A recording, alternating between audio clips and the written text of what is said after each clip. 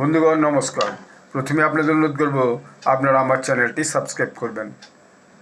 আমেরিকার ভেনেজুয়েলা ইনভেডের পর দেখা গেল যে সেখানে আবার একটা অশান্তি শুরু হয়েছে। দুটো ঘটনা পাশাপাশি ঘটেছে। একটা হচ্ছে ভেনেজুয়েলার প্রেসিডেন্ট নিকোলাস মাদুরোকে আমেরিকা তুলে নিয়ে যাওয়ার পর তাকে নিউ ইয়র্কের কোর্টে পেশ করা হয়েছে, যেখানে তার এগেনস্টে ড্রাগ কার্টেলের সঙ্গে যুক্ত থাকা এবং ড্রাগ ক্রিমিনাল চার্জেস আছে। দেখা গেল তিনি সেখানে ইউএস কোর্টে হাজির হয়েছেন এবং তার বক্তব্য রেখেছেন। এর পাশাপাশি দেখা যাচ্ছে যে যিনি ভেনেজুয়েলার ভাইস প্রেসিডেন্ট ছিলেন সেই ভদ্রমহিলা, তিনি মিস রড্রিগেজ, তিনি হচ্ছে এর মধ্যে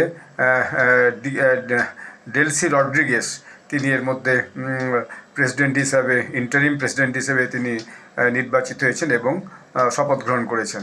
কারণ ওখানকার যে সংবিধান, সেই সংবিধান আছে কোনো কারণে প্রেসিডেন্টের অবর্তমানে ভাইস প্রেসিডেন্ট দায়িত্ব সামলাবে। এটা সচরাচর সব জায়গাতেই সেই জন্যে ভাইস প্রেসিডেন্ট পদটা থাকে। তো যাই হোক, এইটার পর দেখা গেল হঠাৎ সে যেদিন শপথ গ্রহণ হলো সেই দিনই শপথ গ্রহণ হওয়ার খানিক পরেই হঠাৎ যে ভেনেজুয়েলার রাজধানী কারাকাস, সেখানে একটা ভয়ানক অশান্তি শুরু হলো। অশান্তি মানে একটা ক্লাস শুরু হলো। এই ক্লাসটা দুটো গ্রুপের, কেউ বলছে যে না, এটা হচ্ছে মিলিটারির সঙ্গে জনগণের ক্লাস। এবং যেটা হলো সেটা হচ্ছে যে প্রেসিডেন্সিয়াল যে প্যালেস, অর্থাৎ যে রাষ্ট্রপতির যে ভবন, সেই রাষ্ট্রপতির ভবনের কাছেই একেবারে। এবং তাতে একটা প্যানিক সেখানে শুরু হয়ে যায়। এবং যাই হোক, সেখানকার যে অফিসিয়ালস তারা বলেছেন না, সিচুয়েশন এখন কন্ট্রোলে আছে।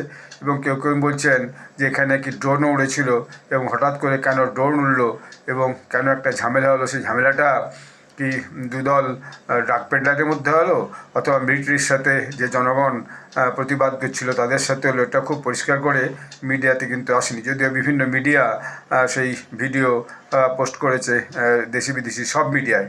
তো এটা অনেকে সন্দেহ করছে, তবে কি ভেনেজুয়েলাতে মিলিটারি শাসন আসতে চলেছে? কিন্তু মিলিটারি শাসন যদি আসতে চলতো তাহলে তো এই যিনি ভাইস প্রেসিডেন্ট পদে শপথ নিয়েছেন, তিনি শপথ নিতেন না, এর মধ্যে হয়তো মিলিটারি এর মধ্যে ব্যাপারটা দখল করে নিয়ে সেখানে সরকার গঠন করতে পারতো। তা কিন্তু হয়নি। হয়তো অনেকেই মনে করছে যে ভাইস প্রেসিডেন্ট পেছনে কিন্তু আমেরিকার বিরোধিত প্রেসিডেন্ট ট্রাম্পের সমর্থন আছে, কারণ তিনি আবার এটা বলেওছেন যে আমার সাথে তার কথা আছে ভাইস প্রেসিডেন্টের সাথে, যে তিনি দায়িত্ব নেবেন এবং আমেরিকার সঙ্গে সহায়তা করে চলবেন। তো বিষয়টা খুব পরিষ্কার নয়। যাই হোক, সিচুয়েশন এখন কন্ট্রোলে আছে। আমেরিকায় তো নিজেই ঘোষণা করে যে আমরা এখন চার্জে আছি, যদিও সেখানে ভাইস প্রেসিডেন্ট হিসাবে, ইন্টারিম প্রেসিডেন্ট হিসাবে শপথ গ্রহণ করছেন। ধন্যবাদ।